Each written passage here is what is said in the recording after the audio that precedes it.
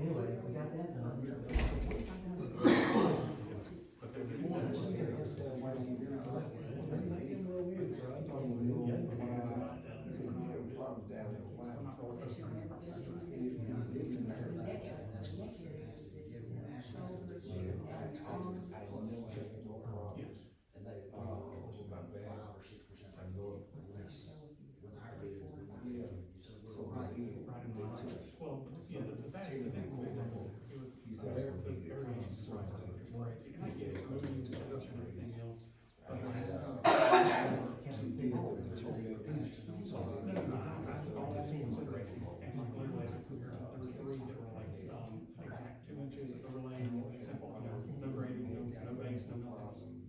Same description word for word. One was $5 a square yard, the other was but it was the size of, it was almost like a scale. Like this one's a 15 by 15 patch, this one's like a 100 foot, right? And I get that, but at the same time, like you shouldn't just say it's right on square yard, you should have a delivery fee, you know, like don't hide that from the lines.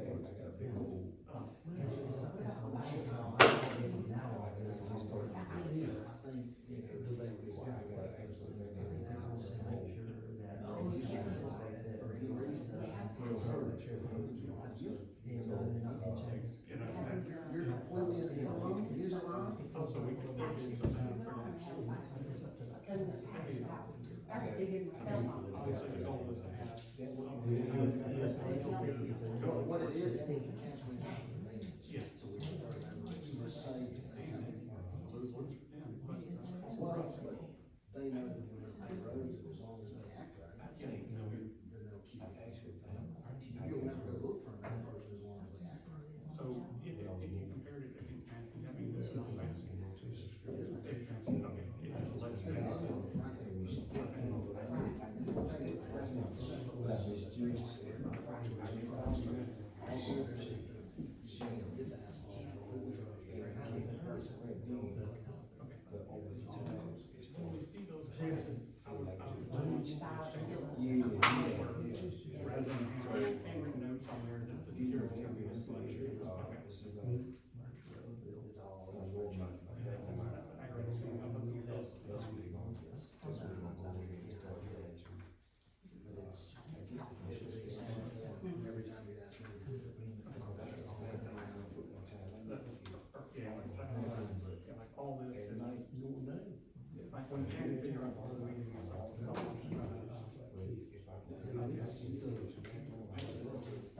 It's a win-win for the site. They also have to. Absolutely. Yeah, it's like this one, they're getting here. Yeah. Because they wanted another project, I mean, more work before they came out and did the. It's a win factor, they have 7 days to give you a. Hopefully this When you get it ain't nothing but a little bit.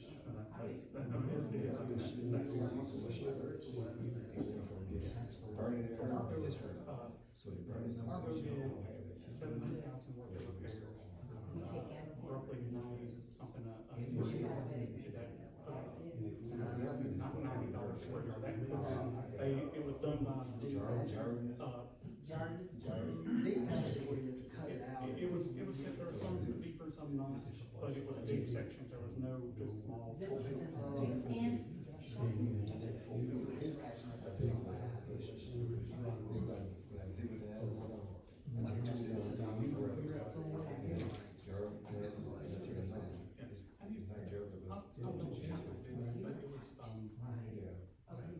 was a standard price for all those, and I'm pretty sure it was, but I think it includes the actual, it was done by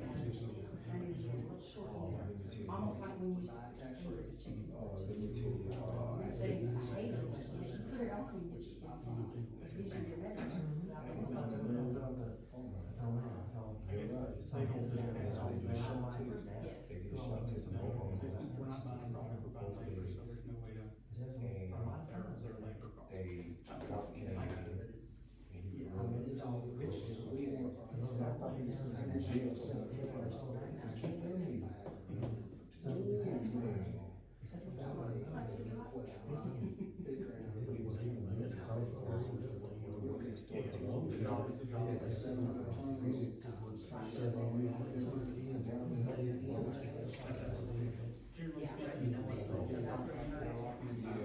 Generally speaking,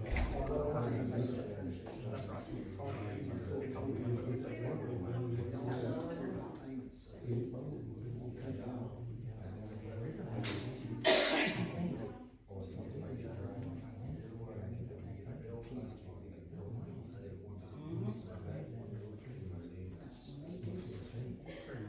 Very nice.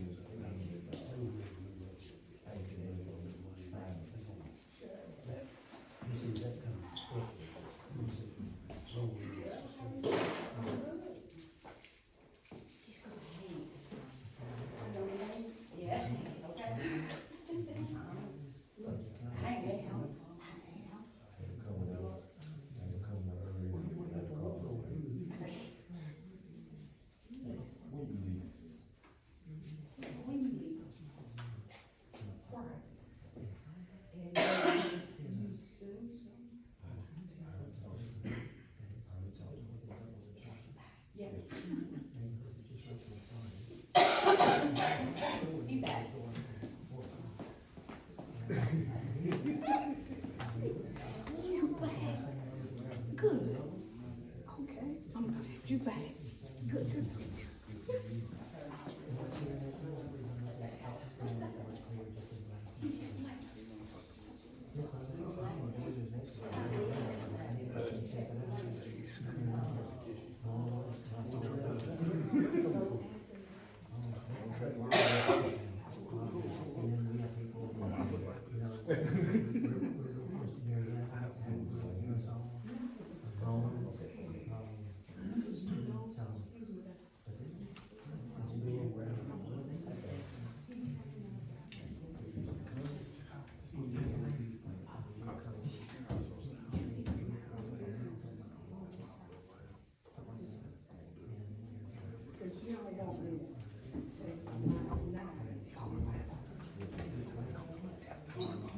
So what I did, I told my client, see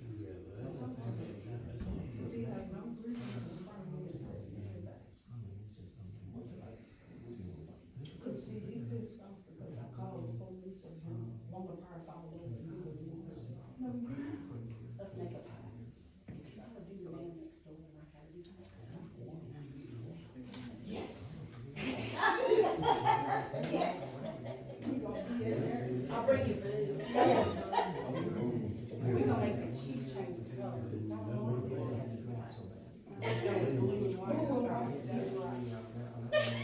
That's right, blue and white, that's gonna be our two colors. Our color. Yeah. Y'all have changed. Y'all are so right. Oh, wow.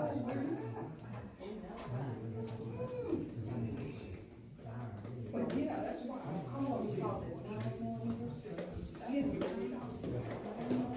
Yes. Oh, I ain't give my other man a hug. Hey, how you Hey, doing? I'm good, how are you? I just really enjoy the street. Yes, loving it, love it, love it, yes, thank you.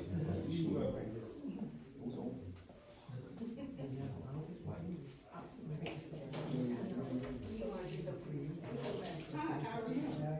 I'm good.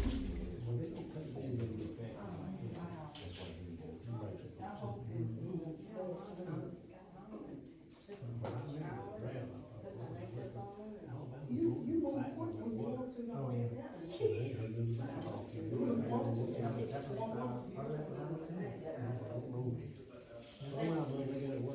I said, let me call the police. Dwayne said, he don't pick up. I said, better don't pick up with me, I'm going. I told him I just talked to you. Did you? No, but he said he called you, he said, but when I call him, he don't pick up. I said, you let him know. Hey, when Dwayne called me, he said, my wife can call you in 3 minutes. Okay.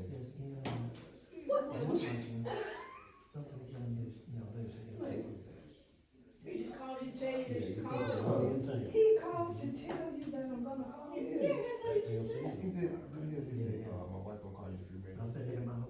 Okay. And that's it. He was giving you a warning. Hey, Doug, y'all know that's the way you men do it. Give each other a heads up. I've been on sharing 130. I know, and you know what, you holding back right now, I can see it in your face. Tell her exactly what you said. What's she calling me for? What's she calling me for? But he know I don't call him, I don't aggravate him, get on his nerves. Right. One day, he called me. You see my wife? She be around, you ready to Probably, probably she really come to court. I said, you wanna go in the front? I said, yeah. Yeah. You need to join this side. You can't get by, can you? But it ain't we be on. You can't get no reaction out of her. You need some satisfaction. Hey, sometimes you feel it, she be getting on you sometimes. Huh? I said something might be the filter, but she get on you. Ooh, baby, I tell you, I'm you. Ooh. Until she invite me to the church. I said, you know something? So, I went back, I couldn't get in. One door, I opened the door, I'm always at the pulpit. Everybody looked at me, you know, like, let's make it the church. I right there, That's what you over here. But you see, we had to come over, man, I right there, they see our church. Years ago. They need you. What's the name of your church? Sunrise people, sunrise family. Live in the church right from Ridgeville.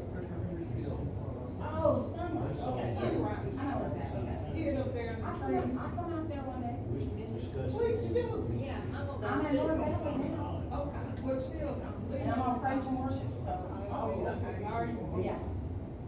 Every other Sunday. Every other Sunday? Every other Sunday I sing. Okay. I got 2 songs to do this Sunday. Powerhouse songs. I told them, I said, y'all trying to kill me, give me 2 powerhouse songs right now. Okay, when you good, you I love good. it. I love it. Yeah, Well, one Sunday. I didn't come out there when I first week out there. Small. And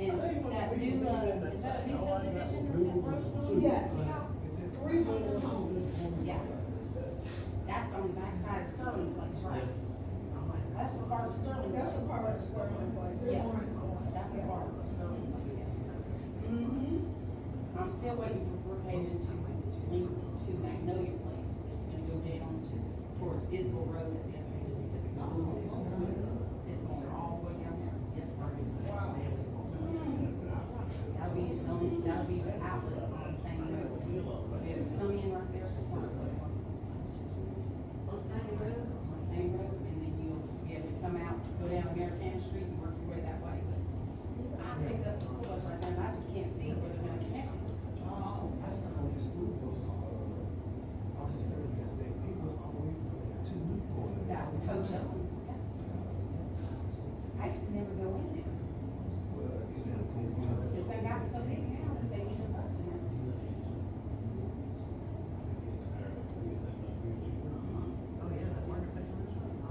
I am gonna work the, summer camp program. Bus shop supervisor called me today and asked me to drive a handicap bus. They got one kid coming for math and reading this summer. You see what the baby, the kid, he got one of those kids.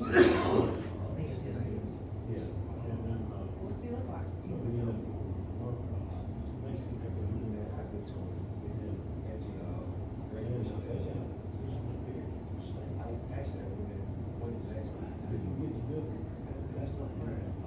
Aww. God love it. I took my school bus over to North Valley yesterday and let the 4-year-olds that are upcoming. Oh, you did? I took my school bus over there, let them climb on it. Oh. And then came up with this game. I had to come up with something to utilize about 30 minutes at a time. So the teacher didn't want to go back into work. I said, okay. I said, we're not talking about things with wheels, y'all. That's all I can think about. You know, wheels are Wheels dangerous. are dangerous, yeah. First thing I said, we're gonna play this game. I'm gonna describe what I am, and you gotta tell me what I am. First thing I said, I'm a wheel that goes around and picks up all kinds of different passengers. I'm big and I'm yellow. They got that real quick. They knew the school I bus. went straight to the police department next. I said, all right, I'm a wheel. I'm gonna do town, and I rescue you when you're in danger. And I love the color blue. They knew it was a police officer. Right off the top. Right off the I turned around. And the water had four traders. And I looked at them and I said, okay, y'all. You know that show, I'm smarter than a 10-year-old? I said, we're not playing, I'm smarter than a 4-year-old. Y'all are in 4th grade, and yesterday I had a 4-year-old that got all 6 of my wheels that I created. So I'm sitting outside of Jeff State Community College today, and we got about 20 minutes before they come out to get their kids. And, I get up there and I start, I did this. Finally didn't get the crash when they fall asleep. Acted like I was a train wheel, like I was trapped on a train wheel. Couldn't figure out what kind of wheel I was on the rail. They were saying everything but a train. And I finally had to go, I go choo choo. And I thought, okay, this is the last one. I came up with like 5 or 6. I told them, all right, y'all. And the 4-year-old, I said, the 4-year-old got this without a shadow of a doubt. The sun shines on these windows and stuff. I said, 10 breathing. I said, Big wheels in so the when back. it starts coming off, I see you hear all kind of pop. But I carry only 1 or 2 passengers, and I have a tendency to reach for the zoo when we go on a field trip. But it ain't never done it before. I said, baby, it's Couldn't figure it out. Them kids said, I'm a race had car. TV. I said, I'm a golf cart. I'm a dune buggy. That's why I it's so said, much no, worse. y'all so late. You're a stroller. I said, my baby brought your baby sister to the zoo. I said, but if I lay down, I'm gonna go to sleep. And it took the 30 minutes that we needed today. The teacher's like, let's Get up, let's go on back to bed. All right. So I went in there and said, she got a question, you gonna take me in? I said, you do? I said, I'm gonna snore. Had my arm out here, my dog laid across my arm. And I made her laugh. I set up and her phone calmed down. She went to sleep. Next thing you know, I woke up, I was like, oh. And she was turning sideways with her feet in my ribs. It's the whole time.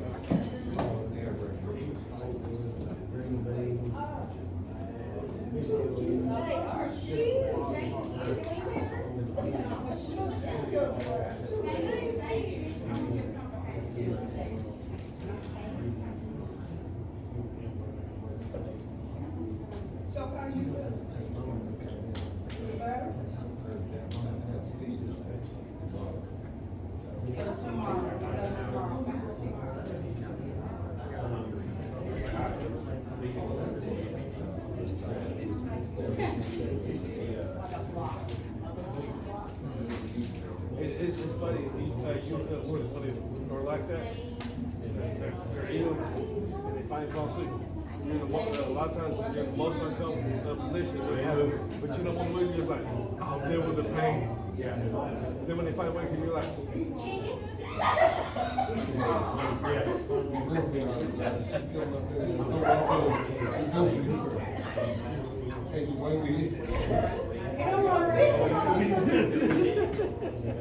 I love that, man. You forget that, hey?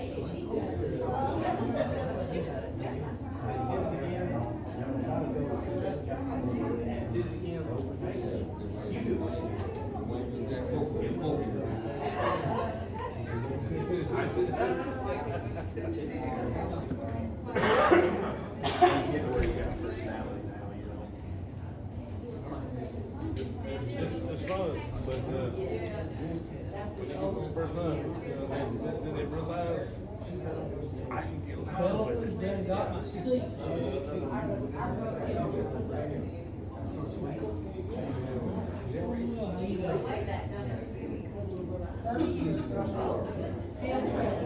Not quite over yet. Not quite over, I just turned 10.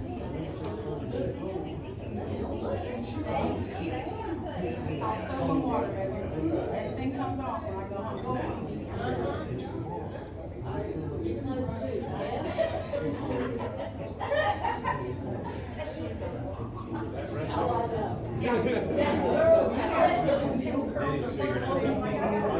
Can't wait to get on there.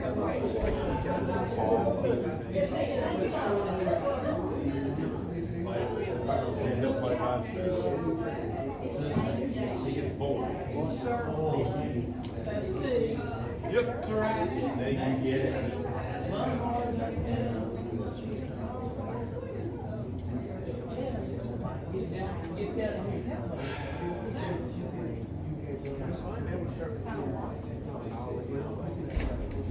Still got a bottle? I'm sorry. Still got a bottle? Yeah. Wait, is he holding his bottle? He's most of the time he'll do it. So he's so bad.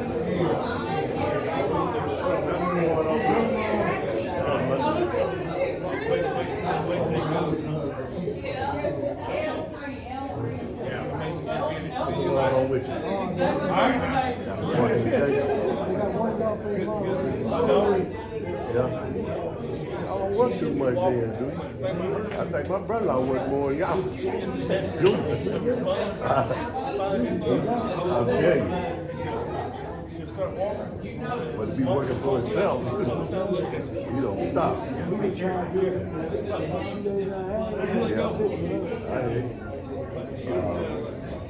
Floyd came in, hoping him. He done put them to work. I was walking in morning. Floyd told me, oh, he know where he work.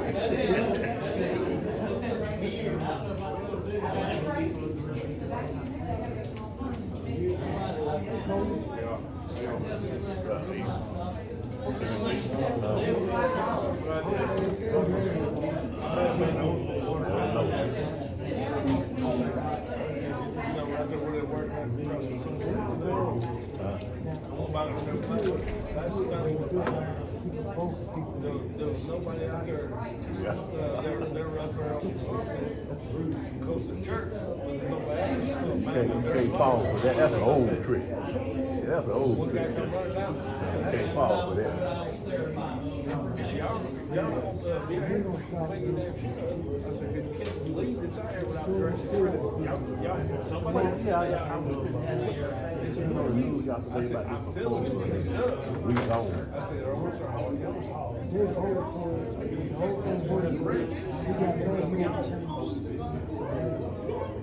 So they voted for the rezoning. I know, man. That's why I said that. You ain't got nothing to do with it. Yes, sir.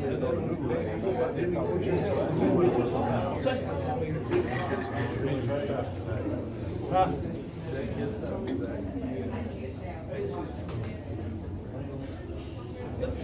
I our guys don't leave, we're gonna leave a mess in the middle of the road. So why are you gonna leave a mess right in the middle of the road? And then walk away? I can't help that, I had to get out the round. I used to stay up and hand them sisters, they said they bring them over. Just what I think, they'll come running. Be round. Y'all come on. You can't walk away. All right, we'll call the meeting to order. How many sisters you got? I got four down for living. Got one passed away. Yeah, all my brothers. Opening prayer, Mr. Fox. Father, come to you again tonight, just thank you and praise you for taking care of us, and blessing us, continue to restore on us, continue to pray for our nation, our leaders, our president, especially this mayor and council, pray for the guidance and the direction that, they take us and be pleasing to you. We ask in Christ's name, Face flag, salute. Show your allegiance to the flag of the United States of America, and to the republic for which it stands, one nation, under God, indivisible, with liberty and justice for all.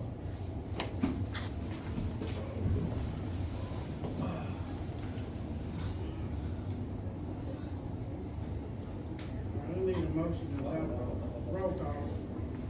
Councilman Trump. Here. Councilwoman Clue. Here. Councilman Ray. Here. Councilman Troy Luce. Here. Mayor Pro Tem Chapman. Here. Mayor Margaret. All right, I need a motion to adopt this agenda we have in front of us. I say motion. Any discussion? There are a few things, so I continue to request items to be put on the agenda. Most pressing is gonna be a water issue, and, like, I would like to know why it is that leadership is not taking the request to add an agenda item seriously, and I even asked for a resident to be put on the agenda this time too, and they weren't, like, when are we gonna start leading and making a proper agenda? Your silence speaks volumes. But, you know, I just wanna know when we're gonna start leading like we're adults, and not like we're middle school. So I guess I'll just go ahead and read through my email I sent to you, and, Any more discussion? yeah, I'm gonna read the email I sent to you just so I can, make sure everybody's aware of what you, are doing.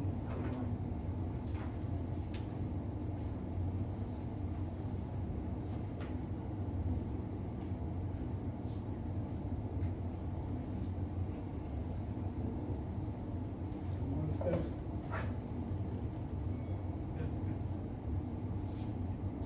So, I mean, is there actually any discussion, are you gonna reply or answer any questions?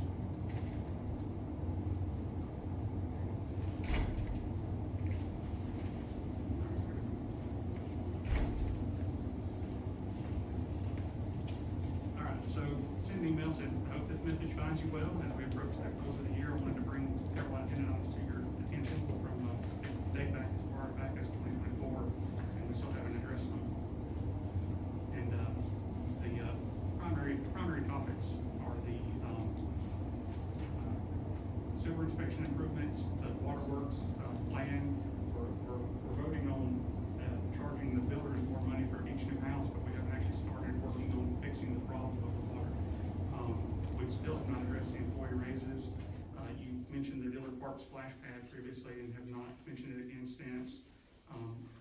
You know, we don't have any real financial information to kind of the city based off of. And then,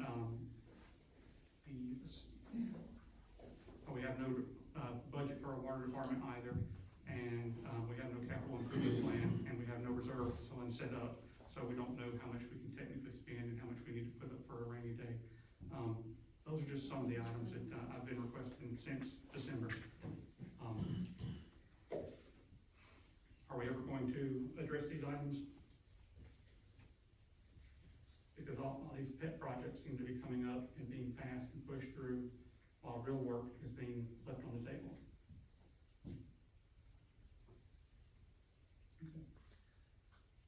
Any more discussion? All in favor? All opposed?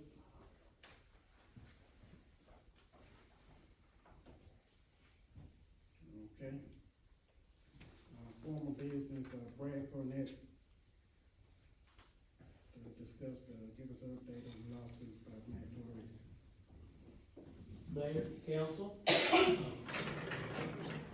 very tall for a short lawyer. Mayor and council, subject to the attorney-client privilege, I'm here to answer any questions that you may have or the public may have about the, what I refer to as the redistricting lawsuit. At the last city council meeting, this council voted to authorize me to engage in settlement negotiations with plaintiff's counsel, and those negotiations were successful.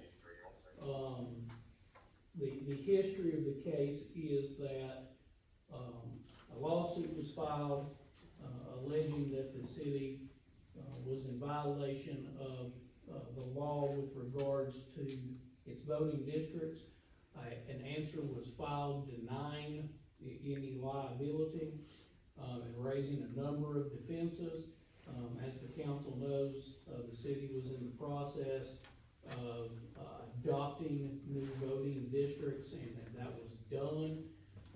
I then filed an amended answer and attached the new districts, the ordinance adopting those, and recorded by the city clerk in probate records of St. Clair County. I attached that to the answer to educate plaintiff's counsel, who I do not believe knew that there had been new voting districts adopted, and the court that new voting districts had been adopted by the city of Margaret. At that point, or shortly thereafter, I was approached by plaintiff's counsel about bringing the case to a resolution. Plaintiff's counsel presented me with a proposed agreed order that acknowledged that the city of Margaret had adopted new voting districts, and that those voting districts provided substantial proportionality amongst voting districts. Essentially, an acknowledgement that the city was in compliance with the law and that there was no reason for the case to move forward. At that point, really the only issue left is the issue of attorney's fees. As we discussed last week, and there was a fair amount of public comment. I don't remember if any of our commenters are here this evening, but a number of members of the public, were upset about the idea of paying any attorney's fees. That was discussed significantly publicly. Marston Thunderbird city attorney commented on the fact that he thought that a good business decision would be to offer an amount, a compromise amount, far less than was being claimed by plaintiff's counsel, but more than nothing, a compromise amount as a business decision for the city to bring the case to a resolution. I believe one of our council members made a motion to authorize me to offer up to $12,000 in attorney's fees, well below what plaintiff's counsel was claiming and alleging and initially demanding. To resolve the case, this council voted to approve it, and I'm pleased to advise that I offered $12,000 that the council approved. It was accepted. We tweaked an agreed order. It went to the federal judge. The federal judge has approved it. And I brought a few copies of the agreed order. I really should have thought to bring enough for everyone on the council. I don't know if I have. Okay, well, I'm gonna give these to the city clerk. Deja, if you would maybe make copies for the council members. I'll hang on to a few. I've got a few, some members of the public would like copies of the order that was entered by the federal court. But the case is resolved. The only two things left to do to wrap up the case is paying the compromise amount of $12,000. Again, more than zero, which is what the city would have preferred to pay, but much less than was claimed by, the plaintiff's attorneys. It was that's what compromises are, both sides get it. That will need to be paid, and, the court retains jurisdiction to make sure that the upcoming elections run in accordance with the new districts, which obviously the city intends to do. That's why the new voting districts were adopted, and that's the update.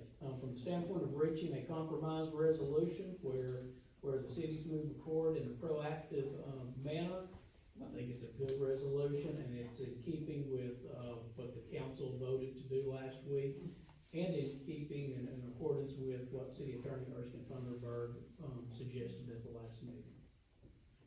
So I just wanna I guess I need clarity, which I know the answer, but, when the news reported the lawsuit, Sunday night, Monday morning, I think they kind of misinterpreted, they were given some wrong information or reported wrong information, because they said that the city of Margaret will pay attorney fees and $12,000.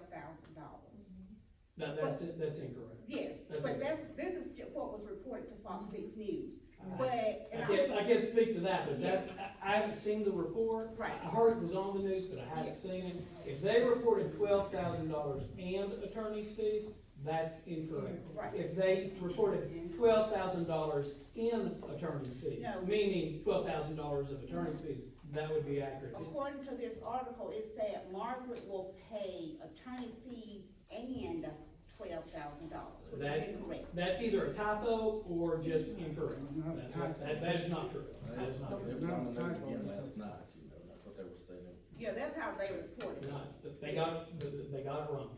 Who put it out? Yeah, that was my question, why was it reported to the news, why was it on the news, and you all hadn't even written it, paid the people, why was it even on the news? And like Sandra said, it did say attorney's fees and $12,000, and it's like, they're always reporting things that are not true. And it's not coming from the city, it's coming from one individual that's sitting there on the council, that's running for mayor, that sued the city. It's in the city. Yeah. So why is this information always going to the news? I'm talking Jonathan, why is the information always going to the news? And when we see it, it's on the news, and then you got Matt glowing, because it makes it seem as though the city was at fault, and the city was not at fault. You're right. Incorrect. You're right. Mr. Cornett, how many plaintiffs were on there? I believe there's 5, Councilman, right? Did I get that right? Councilman Tortorici? Matthew Tortorici, Joshua Isbell, John Bryant Hall, Melissa Johnson, Tabitha. Are any of them here? And Brian Nope. Squafield, No. I'm sorry. What was the lawsuit for?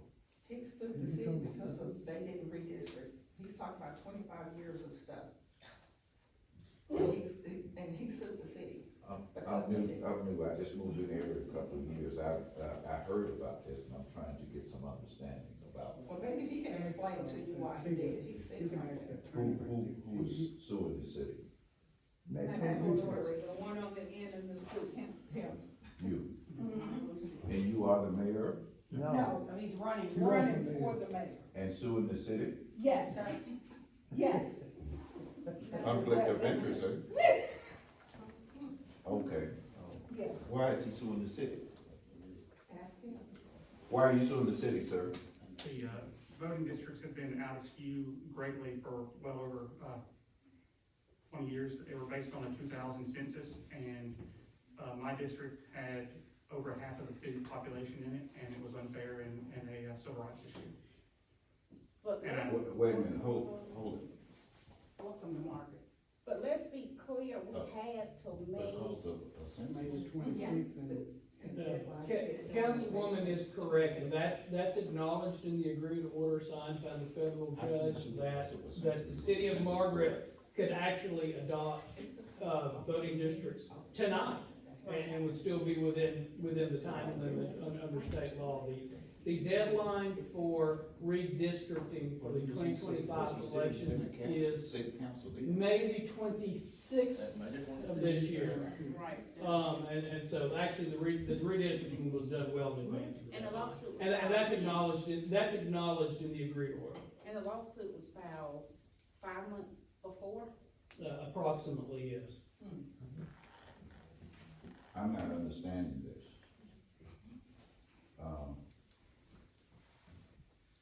Because of the census, and it was unfair, how was it unfair, sir? The, voting is supposed to be equally distributed among every district, so every person has an equal vote, and that was way out skewed. And we have been working on it for 2 years, I've been working on it for over 2 years, and there was no movement, and it was clear that it wasn't gonna occur, and so someone had to stand up for everybody's We civil would rights. have had a public hearing, I mean, what you mean there was no Well, movement? the city council, don't they handle that? They're supposed to. But now, keep in mind, sir, that we had until May 26th to The file deadline this. has, And the Yeah. lawsuit was filed before the deadline.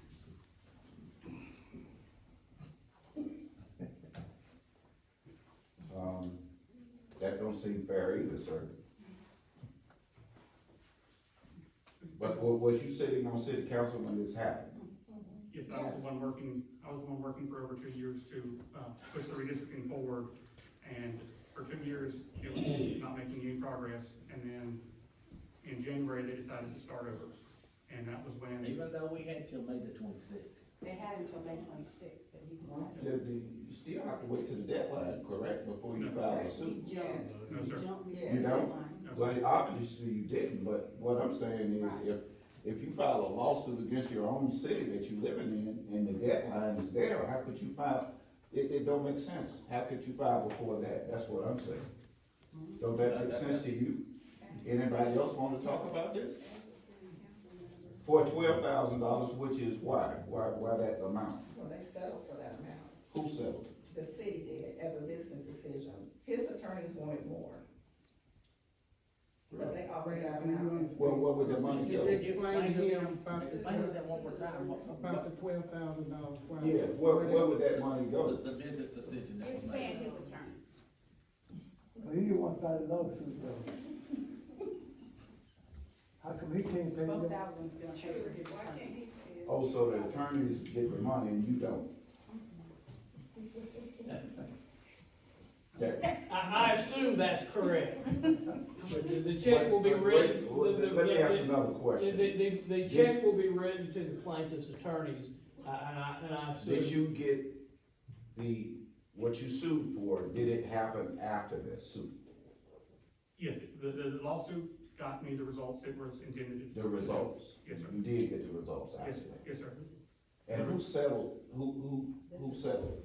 The city of who? The Everybody up here? We had, right, settled as a business decision. The attorney can explain that. Yeah, You will explain, explain that one more time. Sure, we'll never have enough time tonight to talk about everything at play in the federal lawsuit and everything to be considered in resolving one. But in a nutshell, the city's position legally has been all along that the redistricting process was in play, in process, taking place. Public notices public hearings were taking place. I'm gonna get the name right, the Regional Planning Commission for Greater Birmingham had been engaged and hired and paid to assist with the process. Several redistricting options had been presented to the city, had been discussed in public meetings, had been posted at City Hall, is my understanding, and that process was underway. The plaintiffs alleged that the process was stalled. But That's their allegation. But your question is, why the money? Yeah, and we get to why the money, and the answer is because it was filed as a civil rights violation under, section 1983. If you're familiar with civil rights law, when you bring a claim under 14th Amendment of the United States Constitution, or another amendment to the Constitution, or otherwise under federal law. Generally, the mechanism for that to be brought is 42 U.S.C. Section 1983. Y'all can Google that if you like.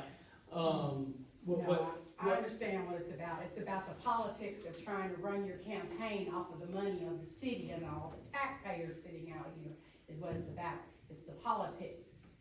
Because you can't run your own campaign. You gotta burn up the money that you could have put towards roads and something else.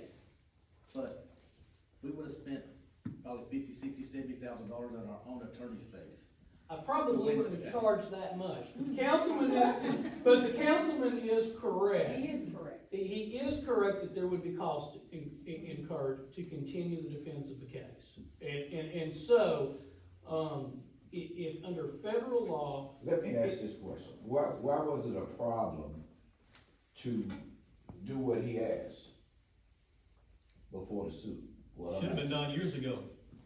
Well, what I'm Should have been asking done years is, ago. I Several live others in were still Margaret. on I'm the just- council instead of I'm a taking common moves to sense do it guy, then. okay? They were in the process of doing that, and they still had a few months to go.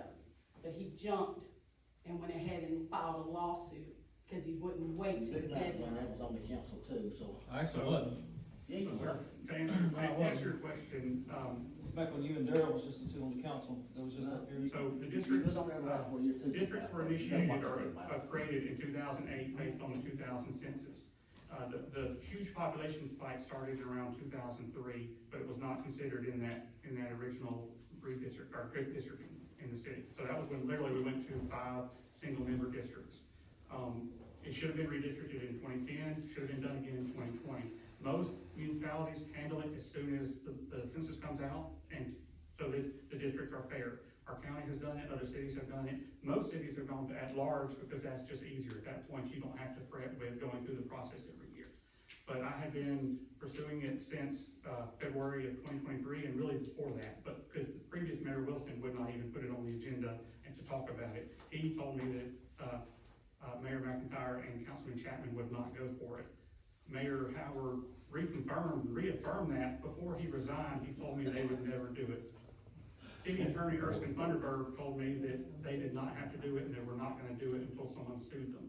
It wasn't until after that confession by the city attorney that I pursued the option I did. And we got to the public hearing. After 2 years, we get to the public hearing. We've been deliberating on one map for over a year. They refused to vote on it, even discuss it. And then they said they were gonna start over in January of 2025. But what's this good for Margaret? It is, sir, yes, sir. The city now has, What is this good for Margaret? The map they have adopted, the map that he's talking about was in his favor. And you can't speak on what Jeff or somebody else said, because Jeff is no longer here.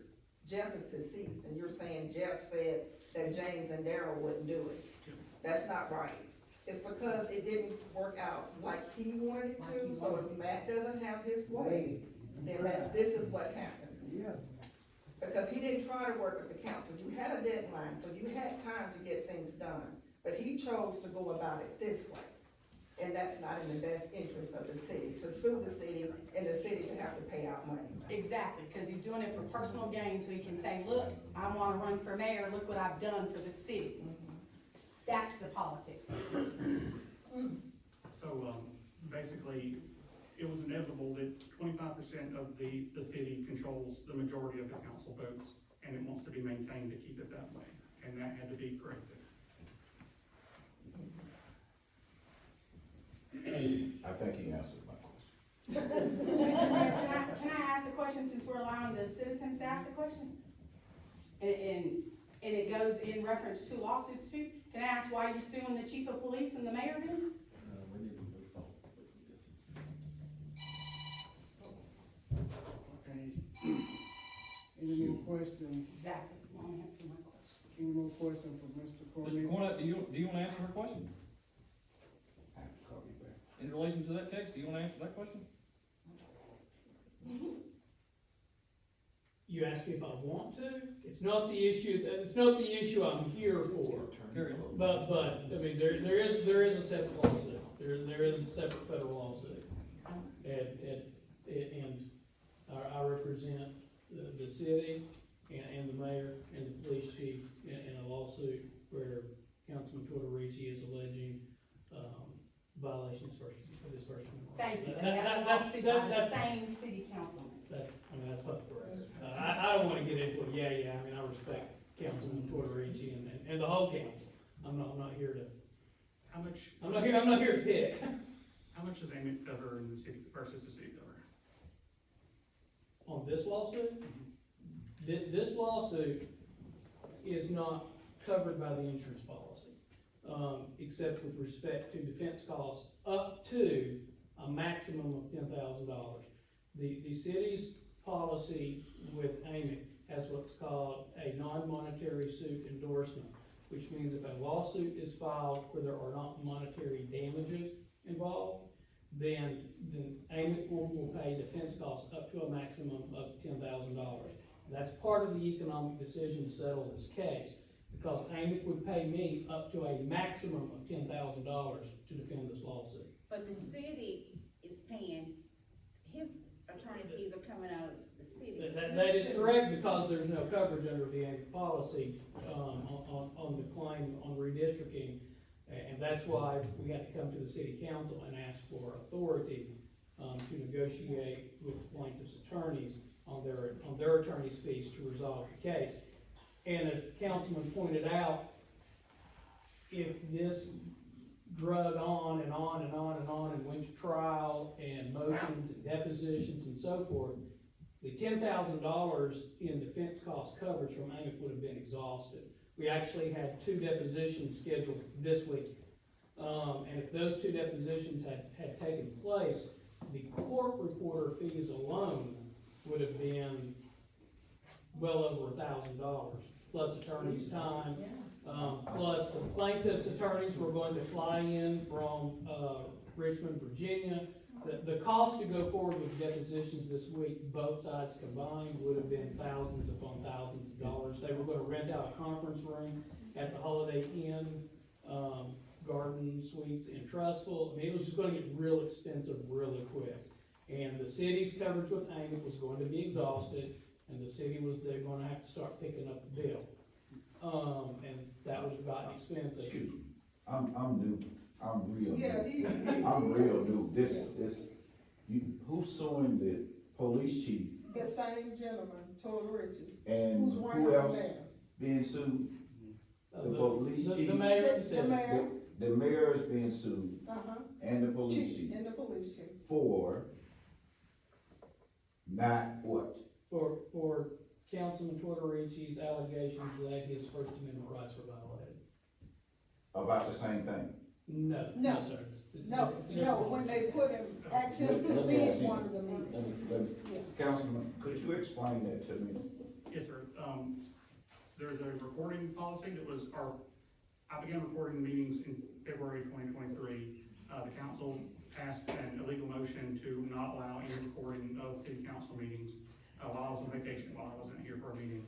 When I returned, I was forced to take my camera down at one meeting, and in the next meeting, I was physically escorted out of the building for not refusing to take down my camera because of my First Amendment rights and. You said physically? No, you wasn't physically, you were asked to. You were asked to. And you want Physically is when I take and I was remove removed from the you. building by the police Put chief. my hands on you, let's make the time. No, For exercising my First Amendment rights. And verbally. Maybe you want I that. hear- my physical person was removed I from hear- the building Yeah. for recording the meetings. So you're gonna sue the police and Uh-huh. the mayor Yes, sir. for that? And city. In the city.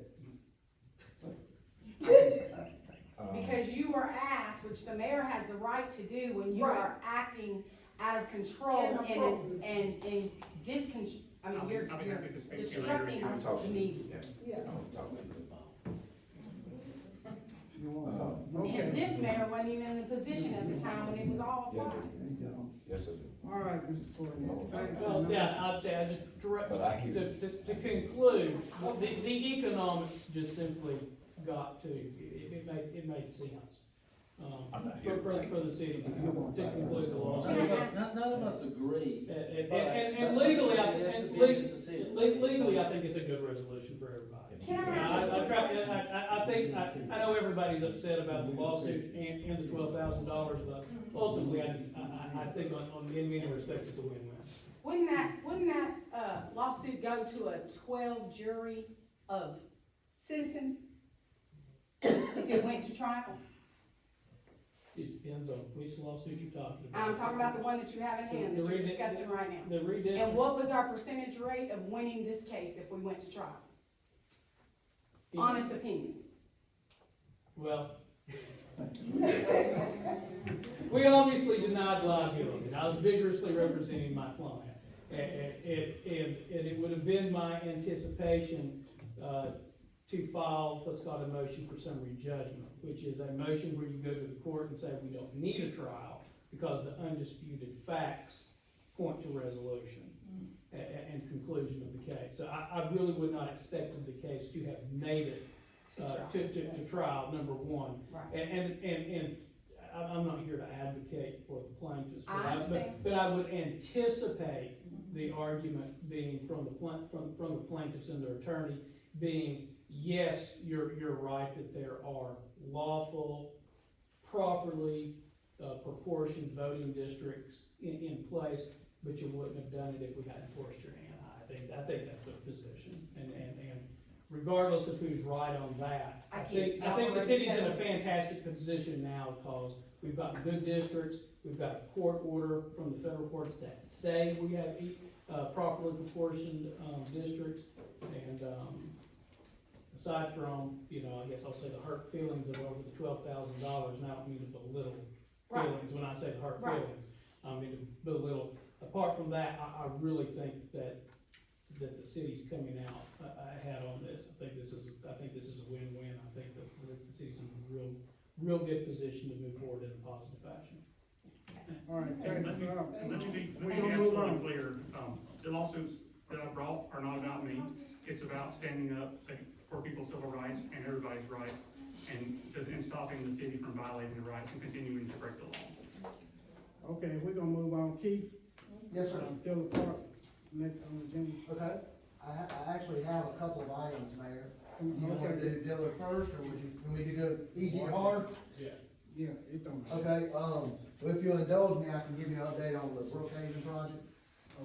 You asked me, I believe 2 or 3 council meetings to proceed, get our design finished. We worked diligently on it, but it was a difficult design. It has been advertised for bid. We're gonna receive bids on May the 29th at 1 p.m. At that point, we can evaluate, we'll put a report together for the council, and you can evaluate the monies on it and how you wanna act on that, but we didn't stop on anything, we did work on it, but I apologize, it was just very difficult to solve some of the drainage problems. We have come up with a good plan, and we feel comfortable that you'll get good, accurate prices for the project. Okay, have anybody on this council stopped or stalled you from doing that? No, not that I'm aware of, no. Like I said, I take full responsibility, it was just difficult, and I did not feel comfortable putting something out that wouldn't be accurate to get your bids in. That would have been a waste of everybody's time, including the councils, and that's just not what we do. So, we have a good set of plans, these guys will evaluate and give us the best bid, and then you'll have to evaluate if you wanna move on the project. What date is it going on? May, it's already advertised, actually, it has to be advertised in 3 papers of local or regional circulation rather, and it will be, bids will be received on May the 29th at 1 p.m. Do we have a copy of the actual plans?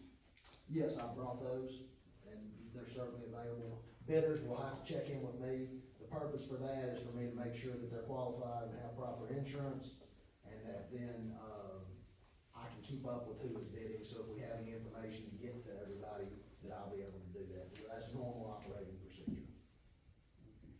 So that's the update on that one. We'll look at the Dillon Park next, man. Is that okay?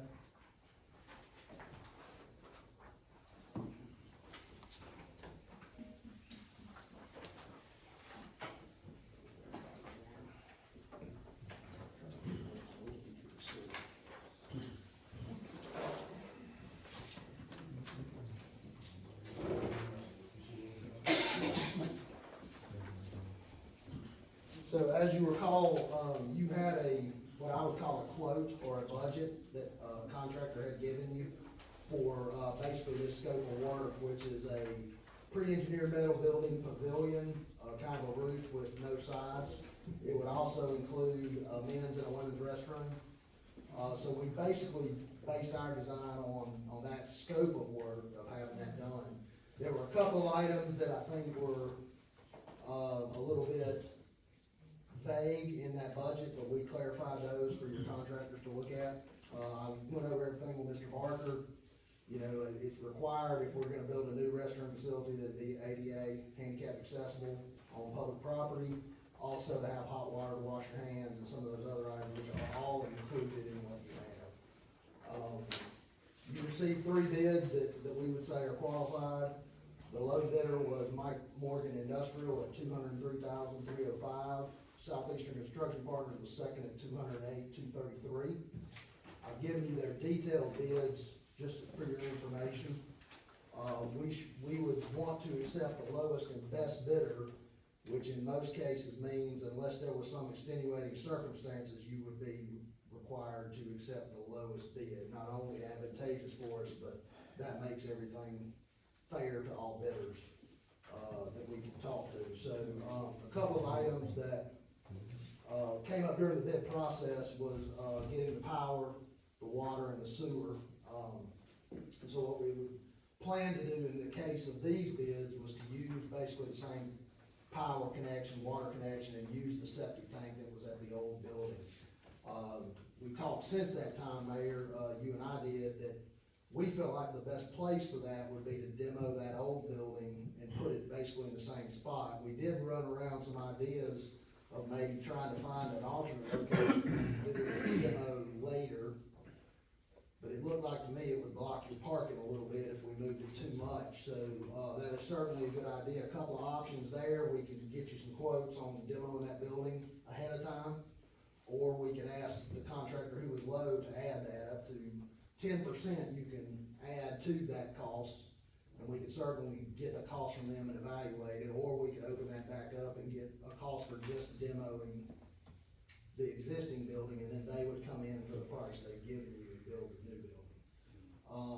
The only thing I can think of that might be a little bit extra cost on that we could include with the demo is we'd have to temporarily take the power off and then reconnect the power. The water would be easier, we would just disconnect it and cap it.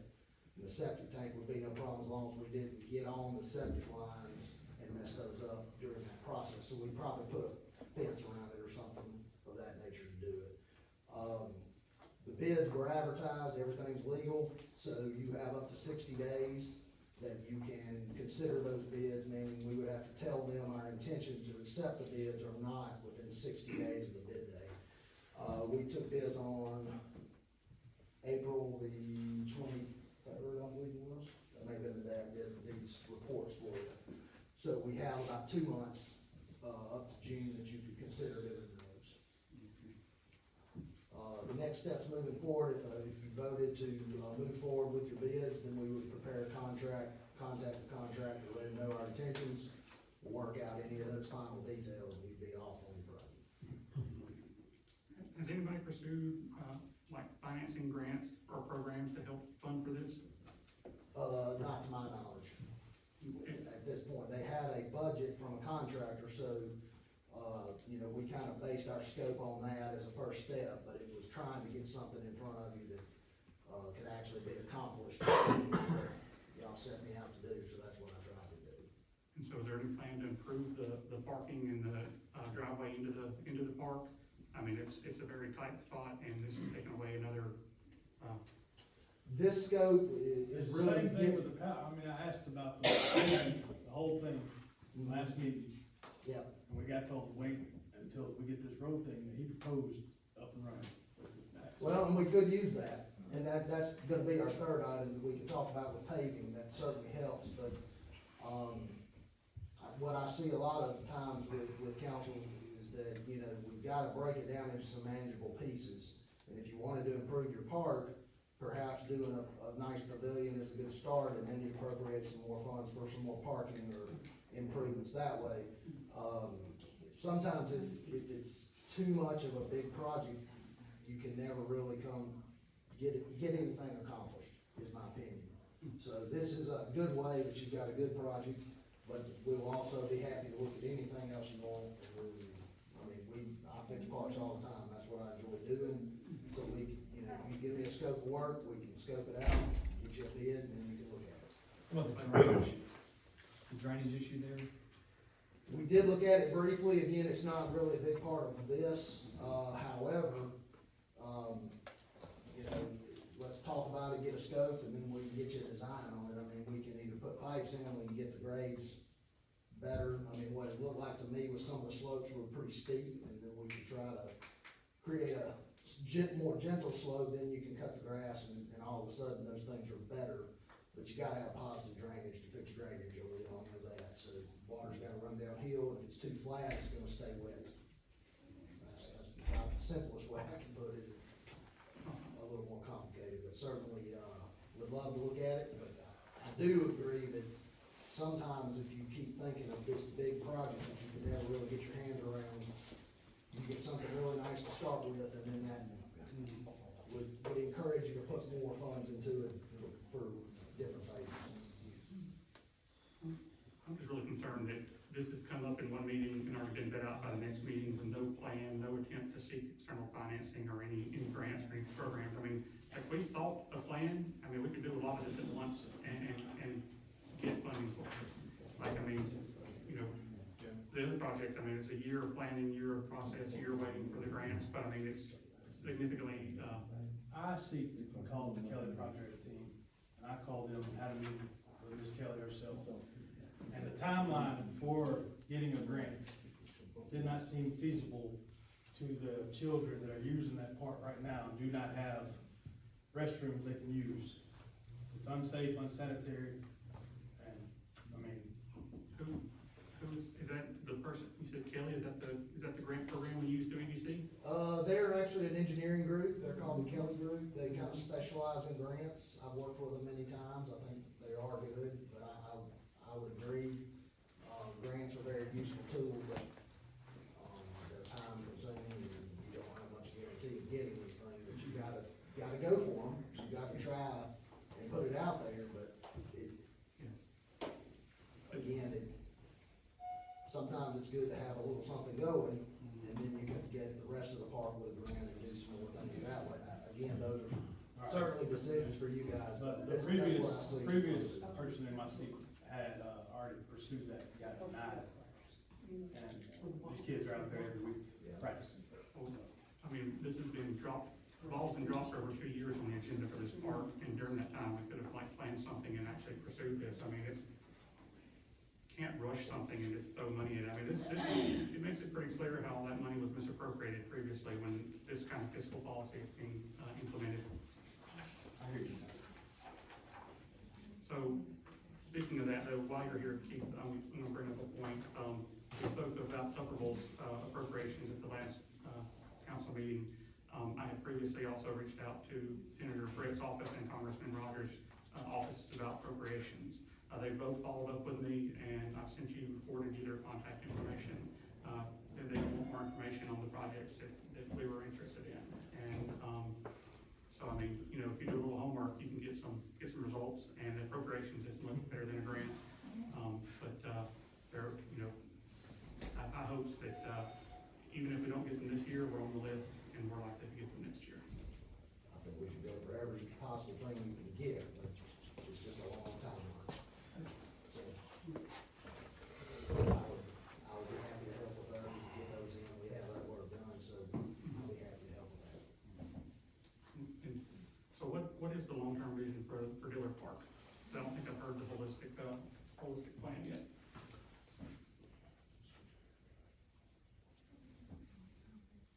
I know I've talked about it. Yeah. 3 separate meetings. I mean, again. All I get told is, Yeah. why we ain't doing that to the park that's up here, Yeah. why we ain't doing this, why we doing that. They get shot down by you, Matt, every time, so I keep repeating myself. The goal is to give the city park the same thing as the surrounding cities, and to fix the drainage, so these people can host tournaments and games and all this stuff, and then that'll bring revenue into the city. With the new pavilion, they'll be able to set up with all types of stuff, food trucks and extra, anything they wanna bring out there, that you can go to Moody, you can go to Odenville, and you'll see them setting up out there. And it'll give, like, these kids come out here and use this, and it's not even, it's pitiful, really. And the goal is to get the court redone, cause there's grass and stuff growing through it, so the kids, like, I know when I was growing up here, the park was full every weekend, you know, so now it's not, cause the court's trash, but Brookhaven's court's perfect. I know if this park was in Brookhaven, it'd be a green light. So if that's the plan, why are we not seeing that? Why are we just getting a pavilion? I think the comments that were made previously was like. Because the comments was, when you shot it down, I dialed it back, like he just said, and made the project not so big and did what was necessary first. And public restrooms is what's necessary first at the park. I think you're misremembering, because my comment was, let's fix everything, and we even asked Keith at the time to go out and look at the drainage, and we never got word back from that result. So, I mean, you can rewrite history all you want, but I wanted to see the park holistically repaired and updated, and get a whole plan together. And the only thing you returned was new basketball goals, when they had just been put in a few years before that. So, I returned new basketball goals, paving from the court all the way up to the road, drainage, and a new field being put in by the same people that put the field in up at St. Clair County High School, that I called and got a quote from. we never saw that quote. Nobody's doing work but Matt, I know. We never saw that quote. Mr. Barker had a quote for concrete, and then we had a quote for new What you basketball got courts. next, Keith? Okay. So, that's something that you guys can let me know how you wanna do.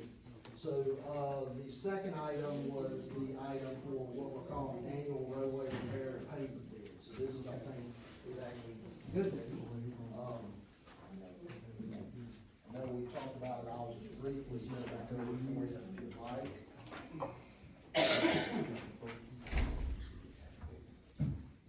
So you had several roads that you were contemplating repairs on. I know we completed some, but we were getting over the amount that we needed to get these items bid out.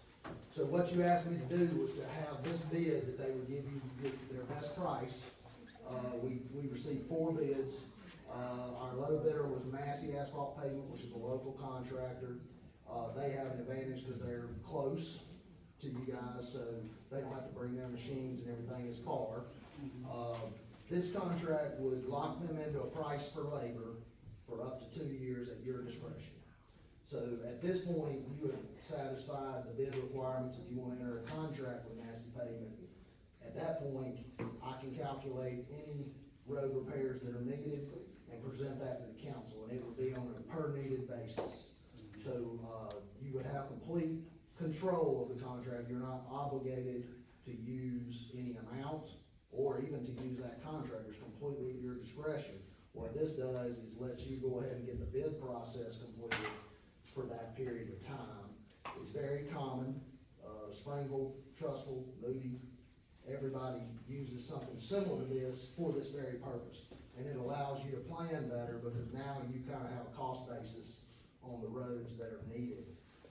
So I took the 5 roads that were actually already quoted to you for a budget different than bid, if you recall. And I'll give that just so that you can compare.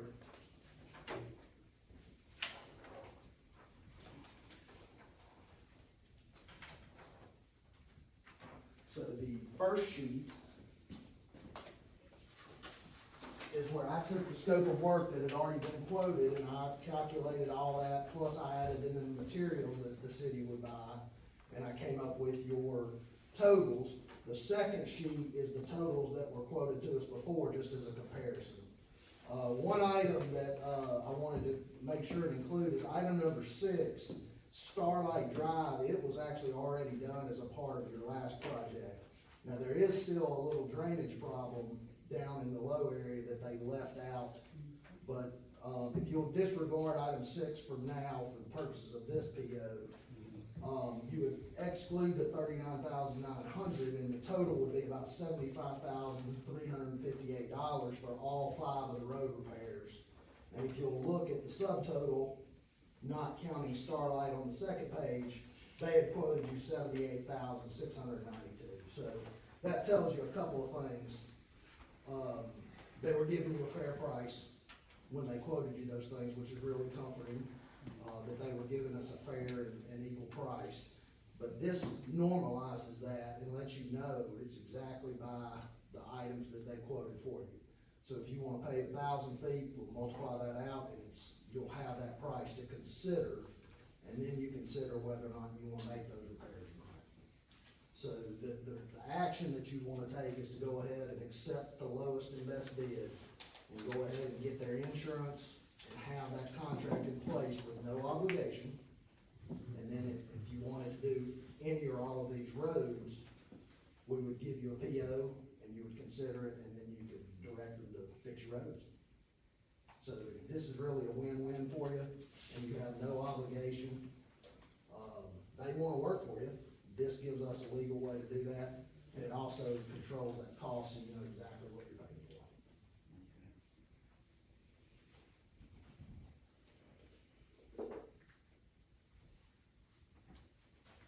Any more questions for Keith on the roads?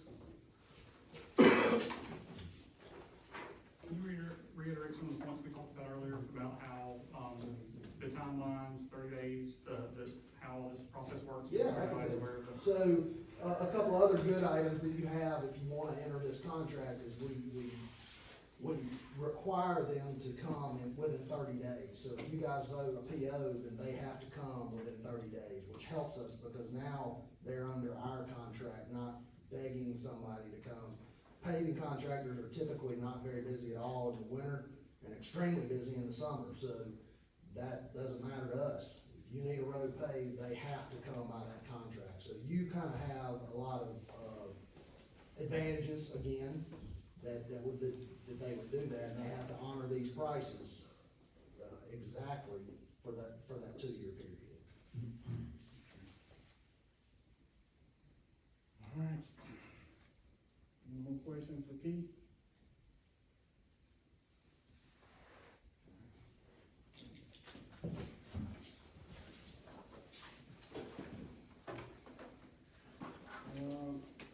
Next on the agenda is, Mr. Barker. Roads. Yes, sir, Keith has uncovered how we gonna spend the cost on the road, but what I need to get, across to y'all, the ladies in office are getting these complaints on roads wherever they at. And to address that, then they bring them to me. And what you should have this handout. I got this little sheet which we can work with, I think, but we can't just change it.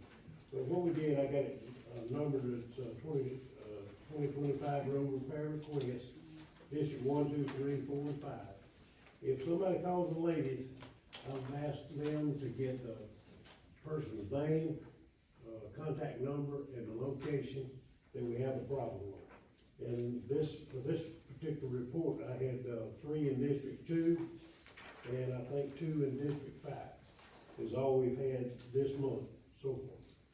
And you can see, on District 5, I didn't have a contact number for those 2, but I talked to both of those myself. And both of those involved paving a stub street with cul-de-sac. The purpose of this is to let the people know we're working on it. And what I'd like to do is somehow work it out where, instead of having to bother Keith with coming out here and looking at this to start with, then I tell you, or inform you of what I've been told, that District 42 has got 3 projects, or 3 complaints, and you being the councilman for that district, if you could, take time to go look at them, and you say, yeah, they got a problem, but we can patch it with our people here, or we need to get Keith involved in it, and get some engineering done on it, and then y'all make up your mind where you're gonna do it now. So I don't know if this makes sense to you, but we need to do something to streamline it, so we don't go a year without getting something done. What about the link on the website that people are filling out, The what? submitting? The link on the website that people are filling out and submitting? I didn't get anything from the website, this comes with the sticky note. giving me the name of the person. There's a bunch that was submitted on March the 26th. That have And not you're been already addressed 30 yet. something. 41. Well, listen, son, to be realistic. It's pretty realistic. You can't, we ain't got $10 million to spend on 31 roads over there. They just need patched. They hadn't been touched in some, maybe Well, touched in I 5 don't years. need to get into that. I'm just asking you. Well, no, I looked at all those roads, and every road in Margaret needs repair, but you gotta be realistic. When we gonna patch them, that's what I'm asking. I don't know what we're gonna patch them, we may have to borrow some money, I don't know what we're gonna do. I don't know what we're gonna do, I'm just telling you, we got problems, and I'm trying to figure out a way to get some of them solved. And this may not be the best way to do it, because it's the only way I know to let these people know that we are listening and we're trying to do something about it. Yeah. That sounds like a good plan to me, Mr. Brown. But So we they need to call you from now on? No, I'm just saying, they call the office, and the ladies give me a sticky note, say, we got a problem, or I'll go look at it. And they do have a problem, we got a road, every road in Margaret's got a problem. Right. But somebody's gotta make a decision, are we gonna get the engineer involved in it? Or are we just gonna send our people over and patch it for the time being? I don't know what we need to do. That's the reason I'm going out of the road business. Yeah, I thought you were. Pardon? I thought that's why we didn't keep. Well, somebody's gotta answer these complaints. The girls get it. What's the timeline on the evaluation of the roads by Keith? Because that was one of the things we voted on at the last meeting. Evaluation of what? We voted to have him evaluate all the roads and help create a list. I don't remember that. Are we gonna do all the roads? Our motion was to analyze the Big roads. hill, but I mean, I'm happy to do whatever, I think typically I would see us start with those complaints. We need your help, y'all ride the roads. It's in your district, you ought to be the one to answer. Start with those, but yes, anytime we see those, I'm happy to do all. That's how it does, they fill the calls. The motion was to have an analysis of the road done by the city engineer, and like, yeah, that may be a big project, but that was part of the whole conversation from that agenda item, was to have it done professionally. We can say, yeah, there's a pothole, fix that, but if there's a pipe failing under the road, we're not gonna know that necessarily. There are things that an engineer's gonna see that we're not gonna see. And so that was the initial, the idea of that agenda item was to have you evaluate them. And again, there's patching and there's repairs, and so there's a different variety of issues with the roads that we need to address. Yes, we can look and see there's a pothole, but I mean, a real evaluation to create a priority of, hey, if we don't fix this in the next couple of months, the road's gonna fall in. Just like that, sinkhole issue. Have you been out to address the Allison Court sinkhole issue or been informed about it? Not familiar, I'm not sure. Okay, the resident was told that you had been called and you were coming out, but like, that's a pipe on a road that could fail. And I mean, like, that's the kind of thing that, yes, we can look at it, we're not qualified as council members, and what we do to go out there and know that. The solution for that pothole, or that was to throw in some bags of, dig a hole, throw in some bags of concrete without even busting them open, and then fill the hole back in. They didn't even wet the concrete, they just filled in the mud hole. And, you know, that. It would take somebody to do that. Do we hire somebody to do it? I mean, Mary, did we hire somebody to do this? Why are you organized? Because it's city funds and city money. If we hired somebody, we should have to approve it here. well, at least we know that it's done properly. So did we hire somebody? Let me answer. I'm asking you. Well, listen, I'm listening, but you're still not talking. Carlos, you wanna speak on it? Yeah, I did come up there and tell you that we was gonna hire someone to come out, and they was gonna do it for $4,000. Or was you wasn't here? I wasn't here. Out of town on business. So, it sounds like we have a point of clarification on that, though, but the motion was to have an engineer, maybe, it might be, I think we mentioned Keith, but I guess it would have to be him to do an analysis of all of our city roads. And now, we've started paving non-city roads, which brings another topic of, I mean, should complaints for potholes for non-city roads be addressed, since we've now paved multiple non-city roads? I think they should. which opens up this topic even larger. Because, I mean, we've allowed these roads to go in subpar conditions and allow the developers to escape without putting them right, allow bonds to expire without fixing roads. So like, if a road is in this city and it's in bad shape, we allowed it to happen. And so, you know, the least we could do is patch potholes, especially if we're gonna pave entire roads. So, Okay, that's all you got on that, Mr. Barker? On the road. Yes. While I'm up here, Okay. you got a copy of the report, is there any questions about it? can you slow down in building? You know, so we're about 10 ahead from last year at this time. What's the average percentage of 7 to 8% of new, growth in new homes every year? I don't know about the percentages, I just tell you how many new houses we doing prior, this year, we're 10 ahead of what we were this time last year. So about 160 or this time, so We're you're about, 57 right now, gotcha. for this time of year. We ended up with 152 last year. 143, I believe, was the year before that.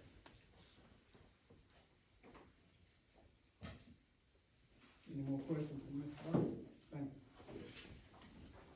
So we're not gonna get clarification on whether we want Keith to do that or not? I mean, that was the motion, On what?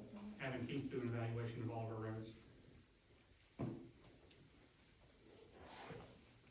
I mean, That was the motion that was made at the last meeting. at the. Not all of them, the 5 roads that you guys. No, those were asked to be prioritized, but the motion was for him to analyze or evaluate all the roads.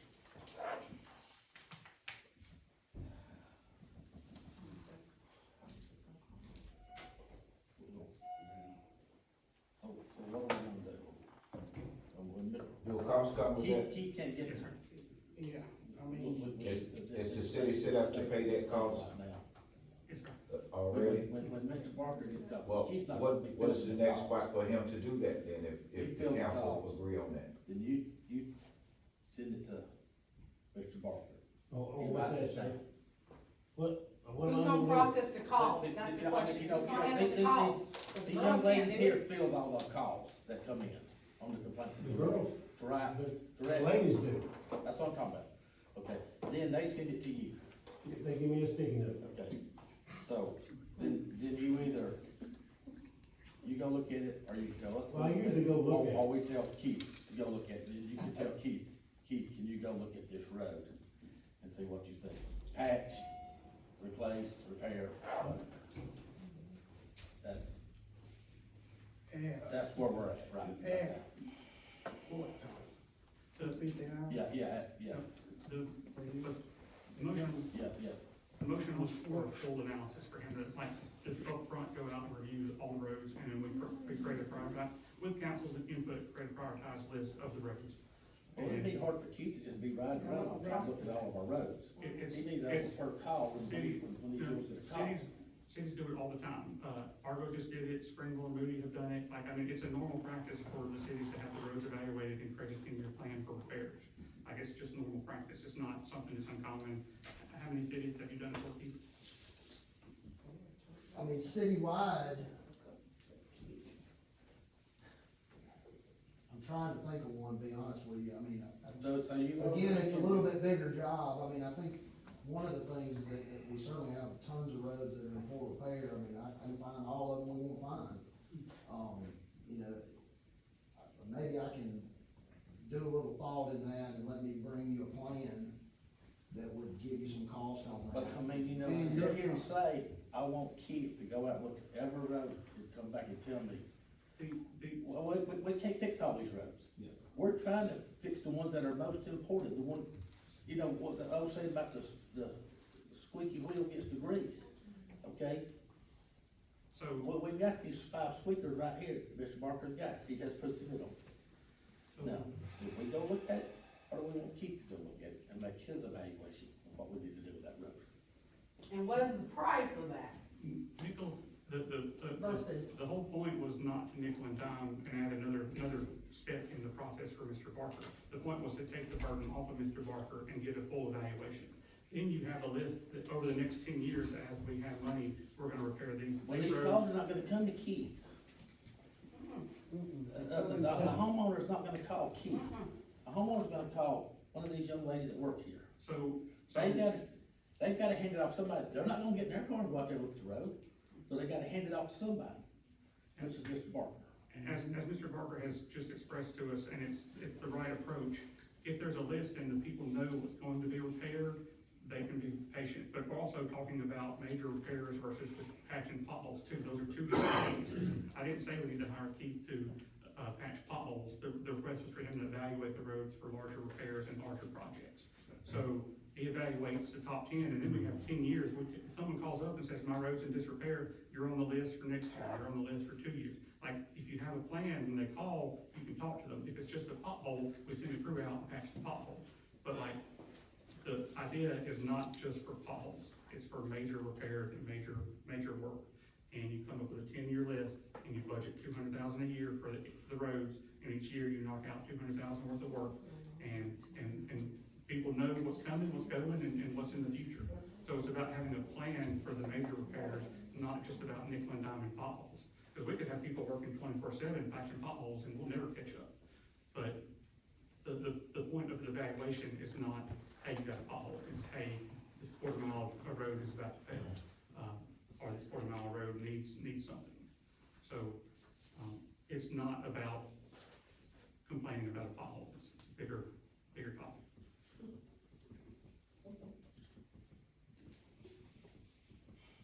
If we add Keith to the process of looking at a pothole, that's just adding a delay in getting the pothole repaired. So we wanna use the form on the website, or we want to call City Hall, which one do we want to do? Which area we wanna go? We want to use the form on the website, or we want to call City Hall? I don't know how many people got the website, that can use the website. Who looks at that website? Who looks at the website?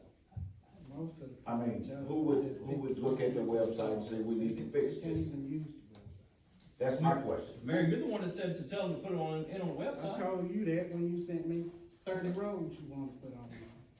Well, my question is, who looks at the website and make the decision to go fix anything? I'd like to know too. We're trying to figure out the same question. I like your question. Anybody want to answer the man's question? It's a, I submitted a road request, and it was forwarded to the city attorney. I'm not sure how he was gonna fix a pothole. well, that's something we need to work on. Yeah, We should all get bigger about things that we should be doing. that's right. All right, that's, I'm not trying to be funny or anything, but if we're gonna put something in place, let's do it. It's competent people in this room, let's get it done. Agreed. So who's gonna get it done? all right, let's move on. Okay. Do it. Brandon Frazier.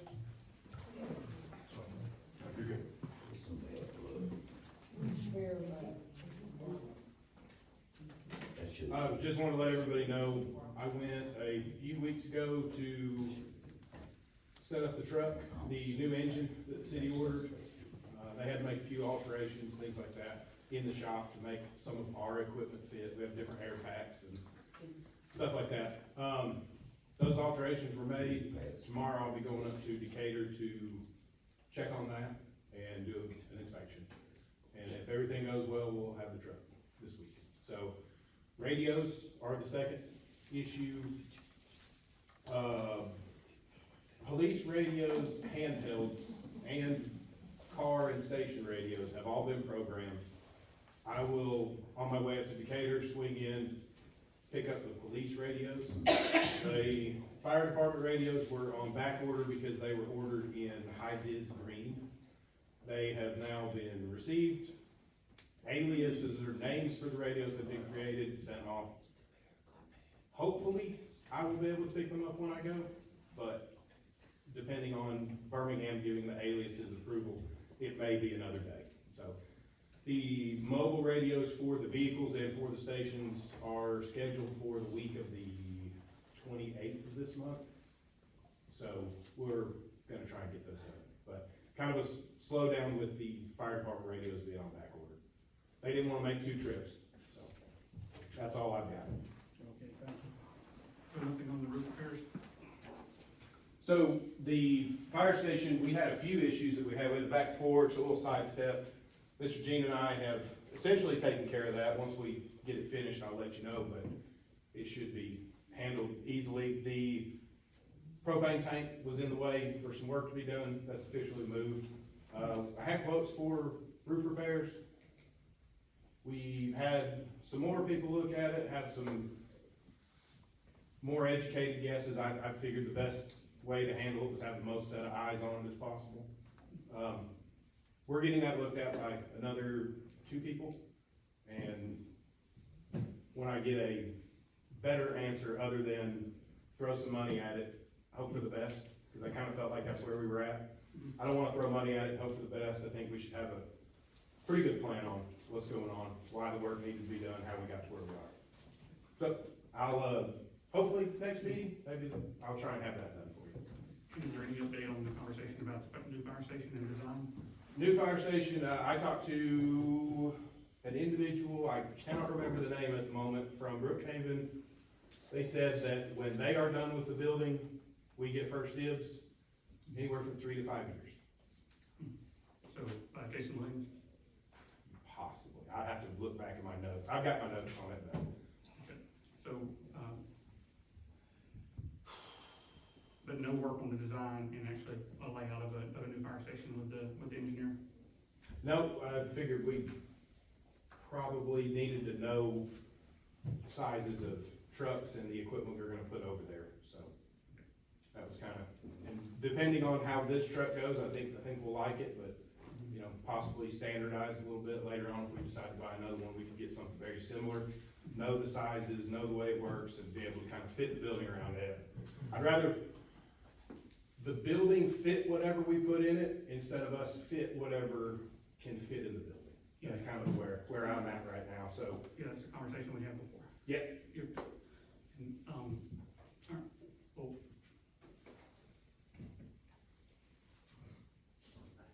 I'm gonna go ahead and make a motion, that we, again, I make a motion that we allow the fire chief to work with the city engineer and develop those plans of what they need. And then when we have the plans, we can figure out where we can put it, because we can have 3 to 5 years, and so there's no reason to delay. So my motion is that we allow the fire chief and the city engineer to develop a fire station 3.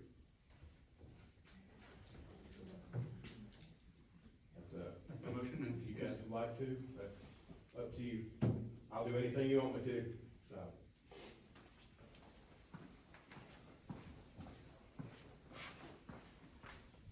I have a motion, in a second.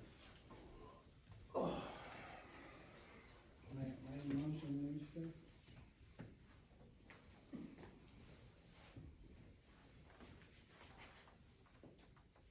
Motion dies. All right, next on the agenda is the budget workshop. I think the auditor had illness in his family, ain't that right? He did, his mom was sick. Okay. So, he is ready to, Anytime after the 17th of June. anytime after the 17th of June, we can set up. He's gonna be out of the country, and he'll be back.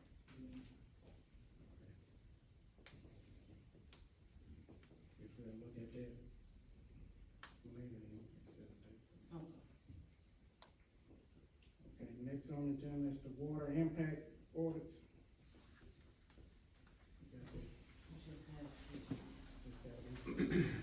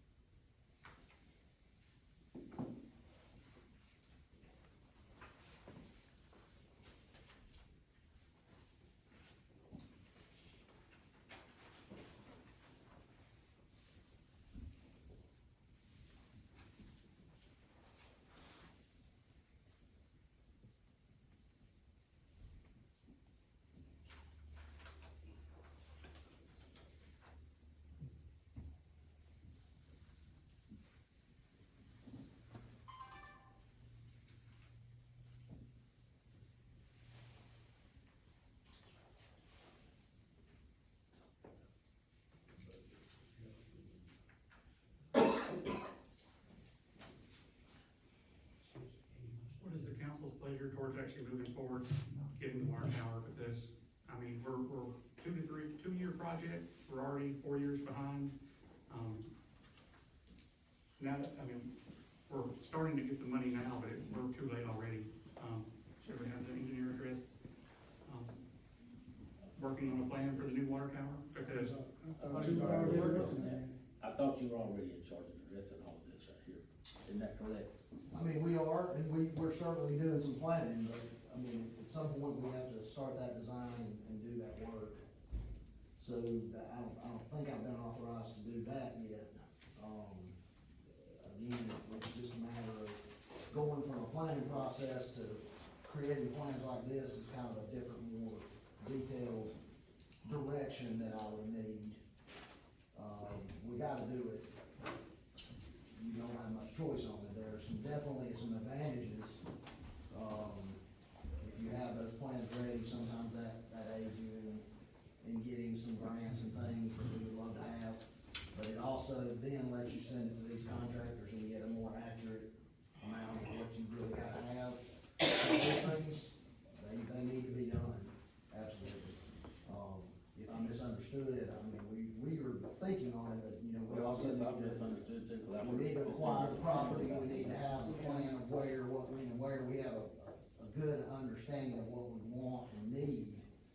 But we haven't asked for the property or bought the property or secured the property, we haven't gone to those steps yet. Those would be some of the next steps. So what would you need, from us? Really just your direction that, you know, you're gonna either do a complete design or take that, you know, some kind of a direction. I'm here to serve you, that's my job, so, but I just wanna make sure I'm doing what you want me to do. You know, these things were great, but as you can tell, it just takes me a little time to get those things done once you turn me loose, but that's really all I need is you to give me a direction and then I will take it and run, and I'll get it done for you. I guess I need a motion to give Keith the permission to proceed with it. make a motion that we allow Keith to proceed with plans for the new water tower for the city of Margaret. Second. Any discussion? This is a huge priority, and, we're way behind the 8 ball already, so let's get her done. All in favor? Opposed? Okay, next on the agenda is the settlement agreement for Councilman Matt Torrisi, attorney. Sign on.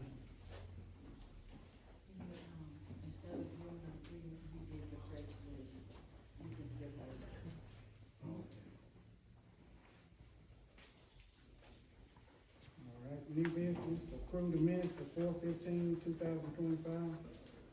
It's written by the city clerk. Need a motion. I'll make a motion to accept the minutes as written by the city clerk. Need a second? I'll second. Curious, Counselor, does a quorum have to be declared, and what happens if a quorum is lost?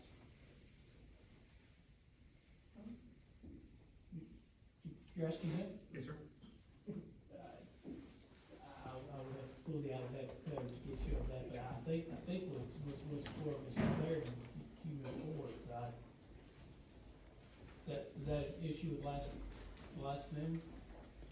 Well, it's a new verbiage on the minutes after they lost quorum and continue to proceed with the council meeting without quorum. And so, it's just a, interesting piece of verbiage that we're including that, basically goes against Robert's rules. I don't have a comment having not pulled the Alabama code. Erskine was at the last meeting, wasn't he? I'll defer to Mr. Funderburg and not step on his toes since he's city council, since he's city attorney. Got a motion and a second. All in favor? All opposed? I abstain because I was out of town.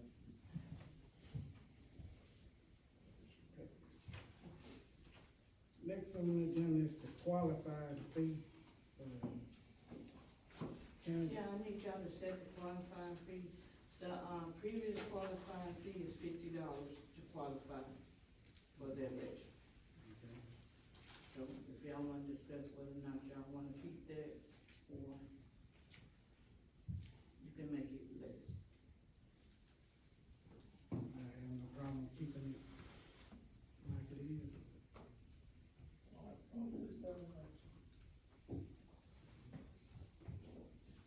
we need a motion, I make most to keep the fees.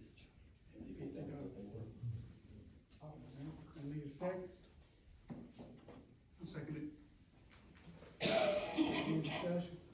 Yeah, I think this would be a good time to explain to the public how that registration and qualifying process works. Would anybody like to, speak to it? Sounds like you do, Matt, go ahead. Okay, so, starting in June, there's 2 weeks in June, where if you want to run for a council position, any council position, you come up and you have to qualify, you fill out an application, you pay your fee, and you, have to submit a statement of economic interest with the Alabama, ethics. And, so this $50, that's what that's for. So when you want to qualify, you have to pay that. It's kind of like a mini background check, but it's not a full background check. Verifying that you're a resident and a few other things. And so, we kind of double check, but I'm pretty sure it starts June 10th and ends around June 24th. So if you want to run, that's your 2-week window to register. We got a motion in a second. Qualifying fee, Yes. Hello? all in favor? All opposed? Next on the agenda is the mayor's breakfast, and I think that's, May the 22nd. At 7:30. And that will be held here. See y'all. And we have a representative from Alabama Power that will be presenting. There is a,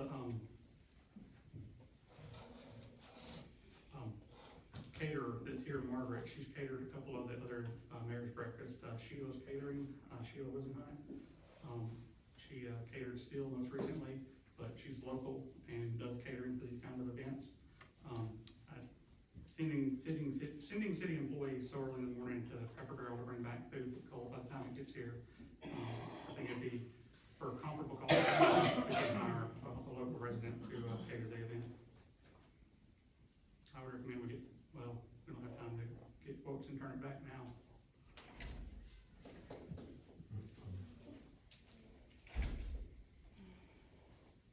When is? When is? What date is it? May 27th. May 27th at 7:30 here. In the evening? No, it ain't. Eight? In the morning. Breakfast here. Breakfast, oh, okay, thank you.